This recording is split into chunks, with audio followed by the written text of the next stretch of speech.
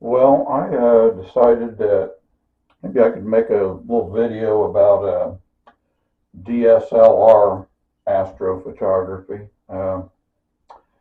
This is really like one of the least expensive ways to get into it.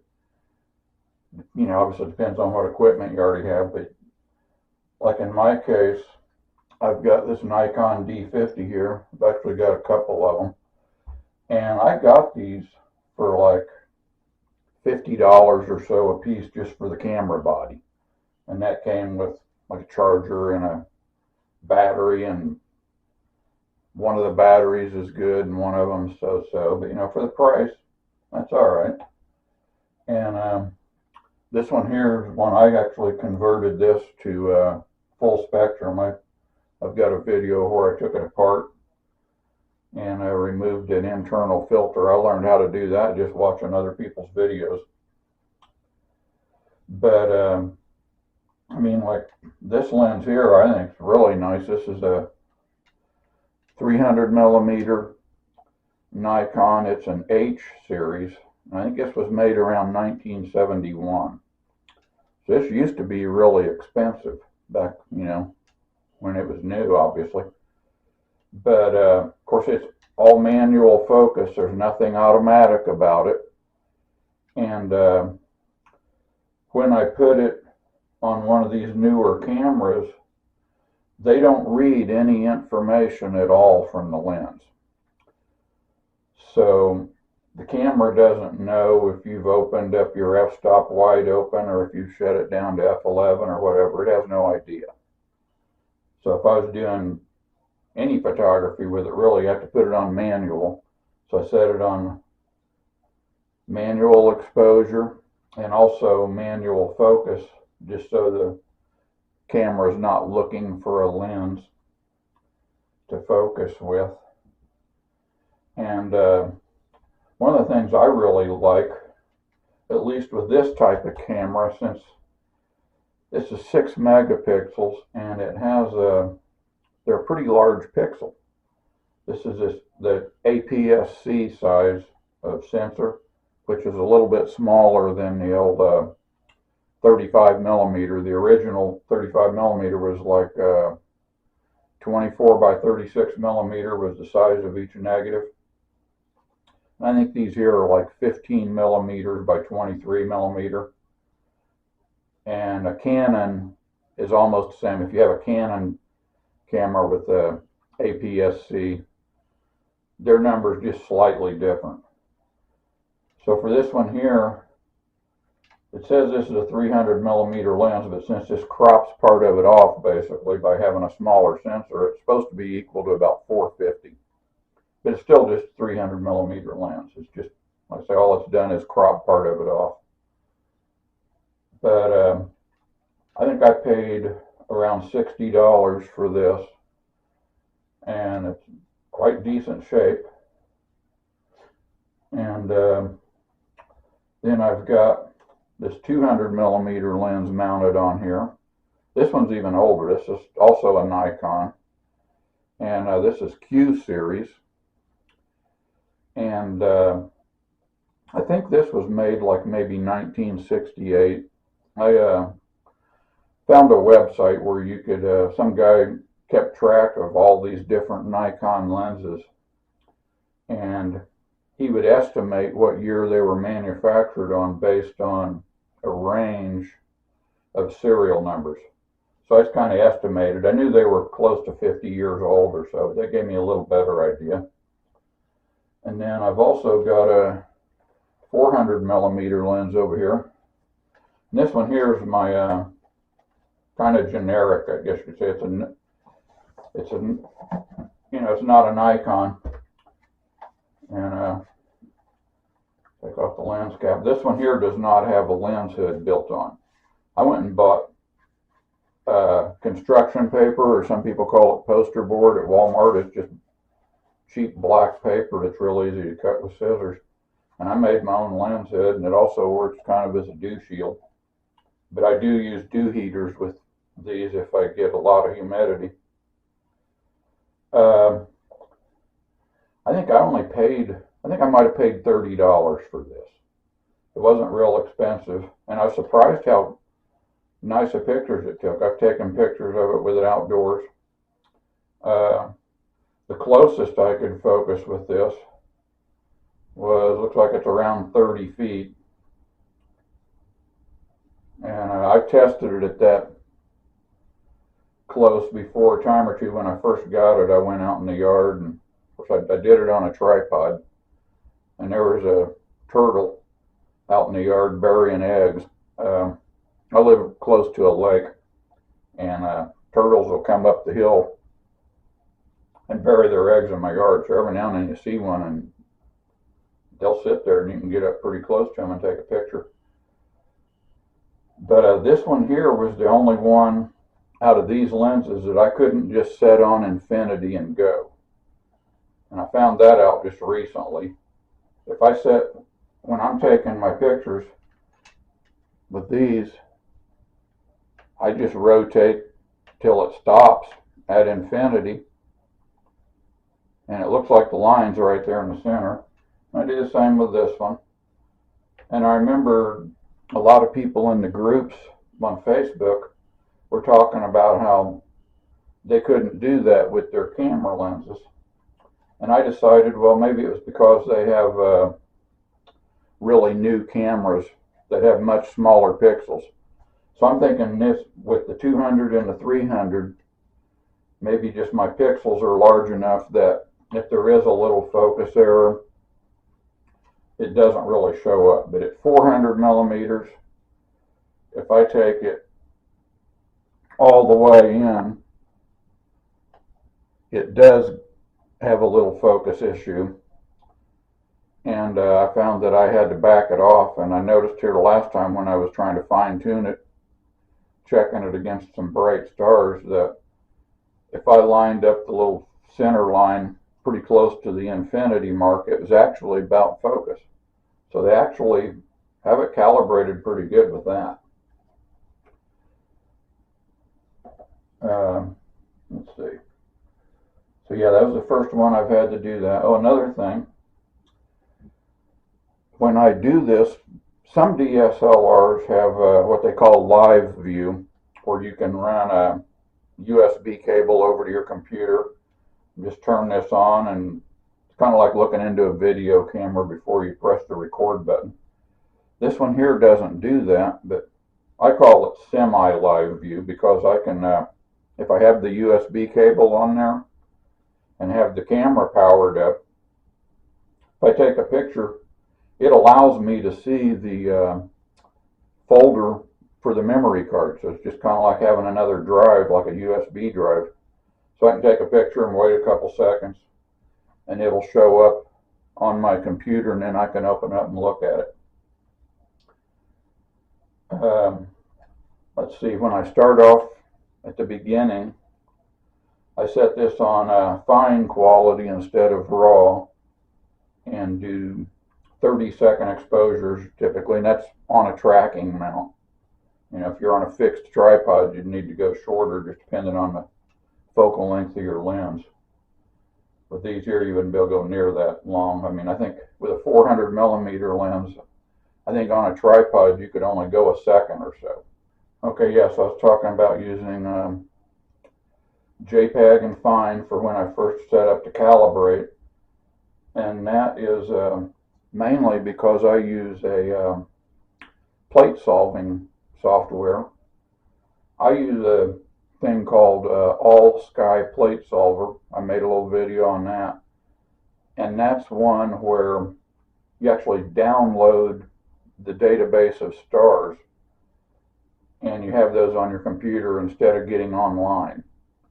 And the only reason I choose that over an online one is because I'm using a Windows 7 computer that I don't put on the internet when I'm out there doing it. So I've just, you know, found a way around it.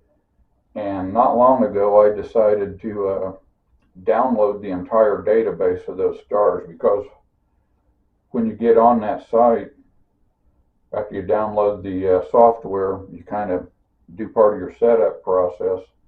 It'll ask you what your camera is and the lens or telescope, you know, and it tells you which files to download.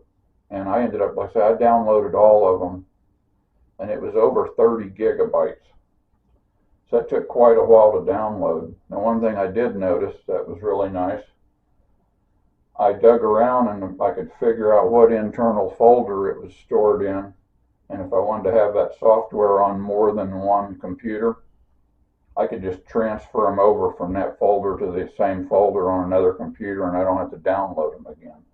Because when you download those files off the internet, it automatically installs them. So it won't give you a file to just save the copy of, in like your download folder. But it is in a folder and it's there available for you. It's just one of those kind of like a hidden folder, and I dug around and found it. And let's see. Once okay,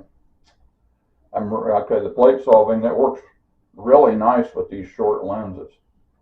It plate solves pretty quick, so I noticed that my setup time is much faster than if I'm using a big telescope. Part of it's because of the focus. If I use this same camera, say on a 6-inch Newtonian at 750 millimeters, it's not terribly difficult to find the object and plate solve, but focusing takes longer, especially if I have to take a picture, look at it, go make a little tweak on the focus, take another picture, look at it, and go through that. And sometimes that takes several minutes. So this here, that goes much quicker. And now if you're using a dedicated camera, like say you go and buy a ZWO camera or QHY or whatever, that gives you the live view, then you don't have that such a long time to get focus. You can just crank up the gain real high and get a real short exposure, maybe a second or less, and you can kind of live focus it. Let's see, this one here, it's like a tube ring. This piece right here, it'll unthread, opens up like a clamshell.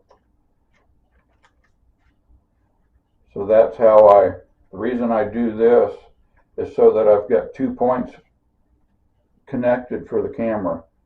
If you've seen my other video, I got that do-it-yourself rig I made, which I know it doesn't look very pretty, but it works quite good. It's solid.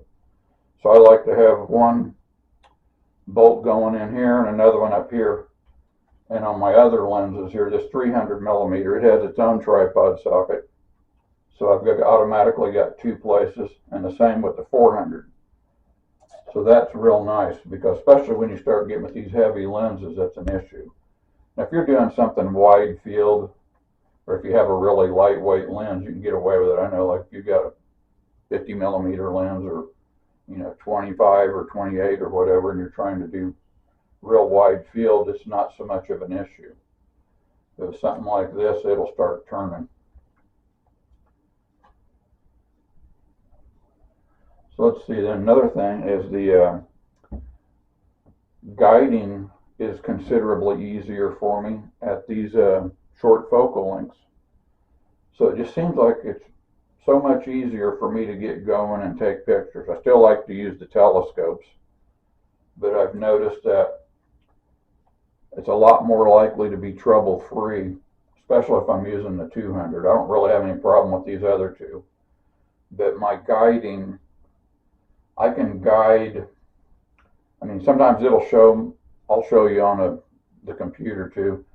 It'll show like the PhD maybe gets down to around an arc second or less, which is great for me, but it doesn't stay there. It'll jump up and down and have peaks, and they get up to 4 arc seconds or more sometimes. This here, the image scale is around 8 arc seconds per pixel, so I could have pretty sloppy guiding and wouldn't really even notice it. This one here, it's like 5.4. So there again, you'd have to have a really bad guiding issue to mess up a frame much. This one here, let's see, if this one's 8, this is around 4 arc seconds. So it's a little bit tighter, but it's pretty easy. I haven't used this one as much. I'm planning to use it more this winter. I think this is a pretty good fit for the Rosette Nebula. I could do it with any of these, but I thought, well, I'll try it in that. And I've taken a few pictures of it, but I don't have much time on it yet, so it doesn't look very good yet. It's real noisy. So anyway, I'll show you the guiding thing on PhD, show you a little bit of that.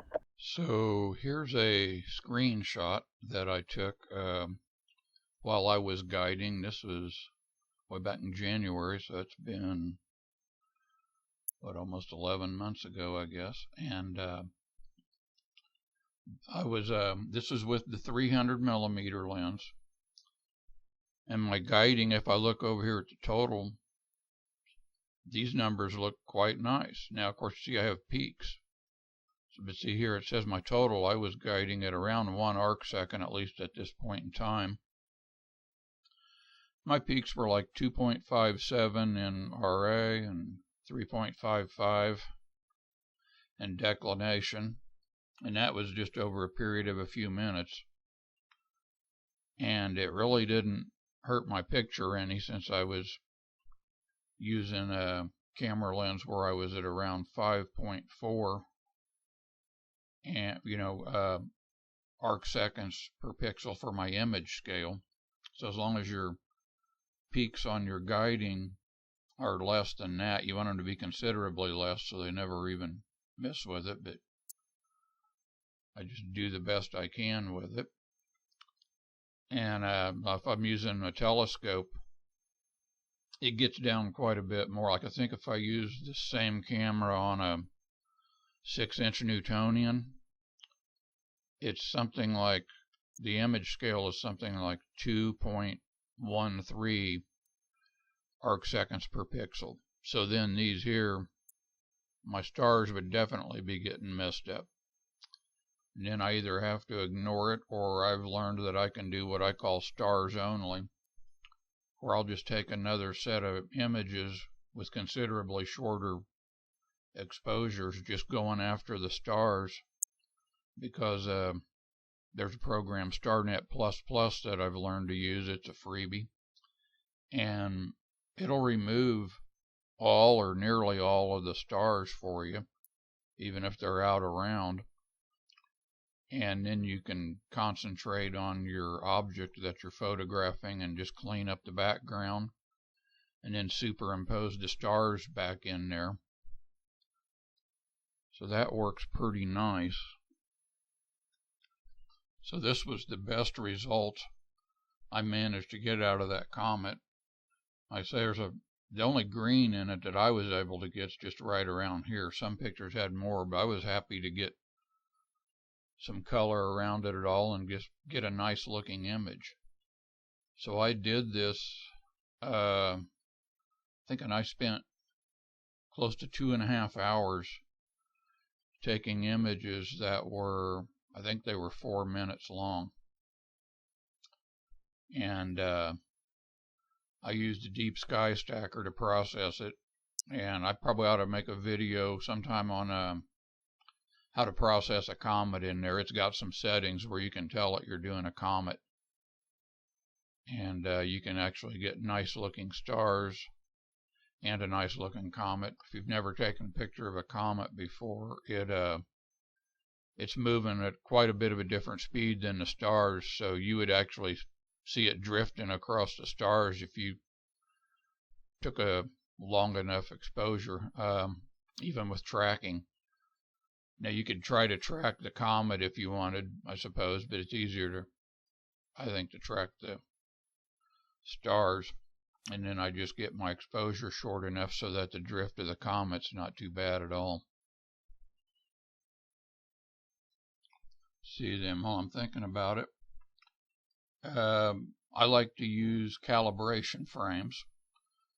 So I take bias frames, which are, it's like a dark frame. You have the lens cap on, and you use the shortest possible exposure you can. You have your ISO set at the same that you had it set when you were taking your pictures of the actual image. the object. And I started off using 400. I'd read that that's the best, and that is good. But I started experimenting with ISO 200.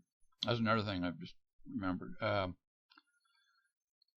Some of the newer DSLRs, and probably even some of them that are older, you can connect a little device called an intervalometer and tell it, say, to take exposures that are 1.5 minutes long, 3 minutes long, whatever, and then tell it to delay a few seconds if you want, and then take another one, and you can just have it keep doing it in a loop.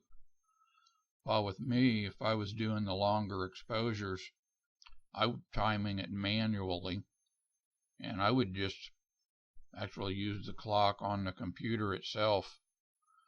I would click on it so it showed minutes and seconds, and whenever the picture started, if it started at 37 and 14 seconds after the hour, I'd write that down on a text document, and then, write down what time I wanted to stop, and I had to keep track of it.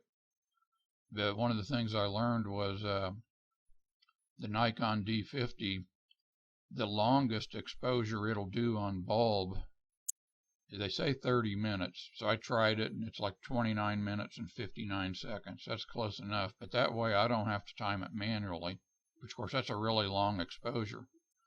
But I've been experimenting with that at ISO 200. And of course, if you're going to do 30-minute exposures, you start finding out if anything goes wrong and you lose a 30-minute exposure, you just lost a lot of time. If you're doing short exposures and you have a problem, you don't lose that much. But I live in a place that's pretty dark. I'm out in the country. I'm about 15 miles from town, and they call it Bortle 4. So it's pretty decent. And I've been fortunate when I've tried it that I haven't had really any issue with airplanes or really much anything. I don't even think I've lost more than one exposure. I've been kind of fortunate. Eventually I will. But anyway, I keep a little library here of my bias frames, for example. So I've got a folder for the stock Nikon D50 that I didn't do any surgery on at ISO 200, and then this one at FS. That's my full spectrum one. That's the one I did surgery on, so I keep a folder with bias frames in it, and the same thing at ISO 400. And one of the things that I had to consider was doing dark frames at 30 minutes. That's a long time, and it's also not a temperature controlled camera, so the temperature could change during the exposure. So I decided to make a little library, and this is on the full spectrum camera. So I just started playing with it, and one cloudy night I set the camera out on my back porch and let it start doing it, and I did like 2 30-minute exposures when it was about 47 degrees, and then again at 43 and 36 and 31 and 25, which this is over a course of a few different nights to get the different weather. I thought that way I can do it, and instead of having to spend 30 minutes or more doing dark frames each time I take pictures, I can have a little library. So I'll see how that works out. I think it'll be all right. Let's see, then I take flat frames to avoid vignetting. See, I can open one of these up, give you an idea of what yeah, I think it shows up fairly well. And I manually expose these too, so when I do them, I point these at my computer monitor with a blank text document opened up as large as I can, just to give me a big white screen. So I've got a few little, probably dust motes or something there on there that the flat frame will remove. And if you notice, it's bright in the center, and it starts getting a little darker as you go out towards the edges. So that's your vignetting. So the flat helps get rid of that. It'll reverse it out. And I take like 50 of these maybe for each time. So here again, I've got a little library of flats I use, and sometimes I end up doing them over. There again, Deep Sky Stacker likes it to be the same ISO speed as whatever my image is. And then I try to remember to do it for each camera too, because it's a different sensor and everything, and that filter's missing, so the flat would be different. So I've got a few of those. So this folder here's one I've had the most success, I guess, with this so far. This is a M31 Andromeda Galaxy using my 300mm lens and then just a stock camera. And I've taken pictures on, it's like, is that 8 different nights? 1, 2, 3, 4, 5, 6, 7 different nights. And I think I was up to around 12 hours. And I've got the picture on here somewhere. Let me find it and I'll show it to you. It's pretty nice looking by the time I get that much time on it. So here's this. I'm really happy with what I've managed to get out of this. So I did this over a period of, it's over a year really. I mean, some nights I had an hour or two of exposures, some nights 2 or 3 hours. Some of them were in August, some of them were in like November. And so I had to use dark frames for each night, except for like a couple times when I took them like a night or two apart and the temperature wasn't much different. Process it in Deep Sky Stacker, and I've got a video on that if you want to see it. I think that's kind of interesting. And on this picture I also did I separated the stars and the galaxy. Now I didn't do a separate stars only exposure. All the stars are actually exposed at 5 minutes. That's one thing I want to tell you. I shot this at ISO 400 with the 300mm lens wide open at f4.5, and they were 5-minute exposures. Here's what I managed to get on a M33 Galaxy in Triangulum. This is through the 6-inch Newtonian. And again, I was doing ISO 400 at 5-minute exposures. And I've maybe got 3 or 4 hours worth of images there. And I thought that turned out really nice. I was really happy to be able to get my stars to look this good at that long of a focal length on the telescope. It just took me a little longer to get set up. This is also M33. I did this recently playing around, and this is with that 400mm lens. And I think I kind of over processed it a little bit trying to bring it out, but that's not bad for a $50 to $60 camera and a $30 or so camera lens. Of course, it's on a $1,000 mount, so that makes a difference. But you can get this stuff with a less expensive mount, and you just have to use shorter exposures. And then this one here is the Pleiades.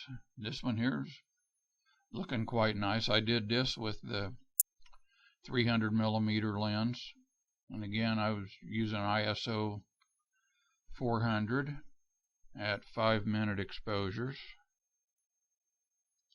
See, this was over a period of I think 5 nights and maybe 10 hours or so. So the extra time is helping me start to get some of this nebulosity to show up out here.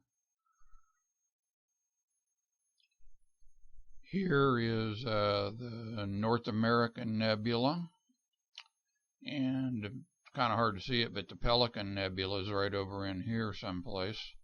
And this one here was with a stock camera. This was before I decided to try to do the surgery and all that on one. And I'll find the picture afterwards. You'll notice I really had to stretch this a lot to start to get this to show up, but there's not much red in here at all. And when I did the other with the full spectrum, everything looked really red, and it took me a little while to figure out how to process it. So here's after I converted the camera to full spectrum, and this one here also happens to be with the 300mm lens. So you don't have as much of the area. The Pelican's like right over there, and it's just not showing as much of it. But I had to play with this quite a bit to figure out how to process it, because everything just looked bright red. And if you notice too, my stars all turned to solid white. That's one of the things that happens with a full spectrum camera. So I wanted to try a trick of doing my stars only with the stock camera and then combining them. So I'll show you that picture. So here's the same background image without the stars, where I removed all the stars in StarNet++. And then I think I was taking 30-second exposures with the stock camera to get the stars and have them not be great big and blown out, and also get a little color in them. And I was able to get it to where the stars aren't as much of a distraction. And then here's the California Nebula, where I did the same thing, and this is with the 200mm lens again. This is a pretty large object. And I think I've got 2.5 to 3 hours worth of 30-minute exposures at ISO 200 for the nebula. And again, the stars were just a whole bunch of 30-second exposures, and I did those at ISO 400 in the stock camera. So anyway, hopefully this will kind of give you an idea of what you can do with a really budget type of setup.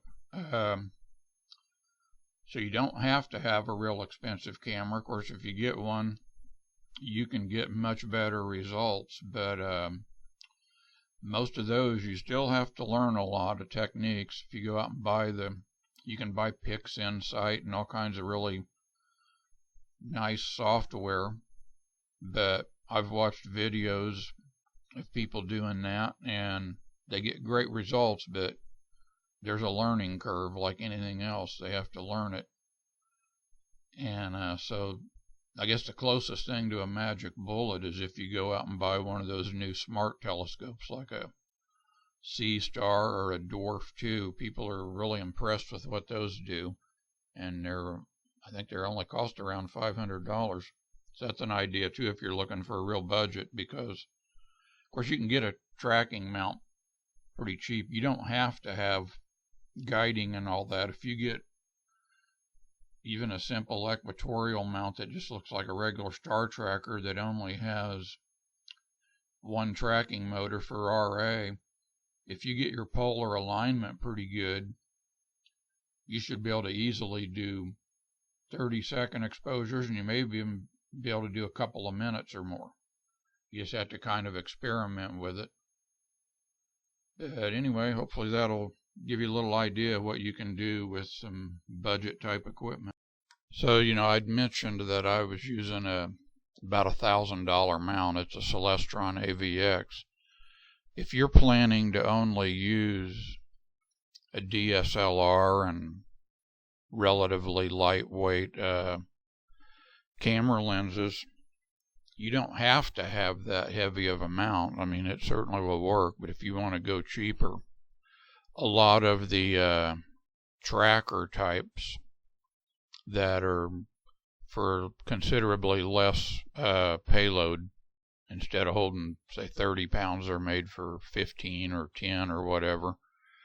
Those could work for you too, and some of them you can add auto guider.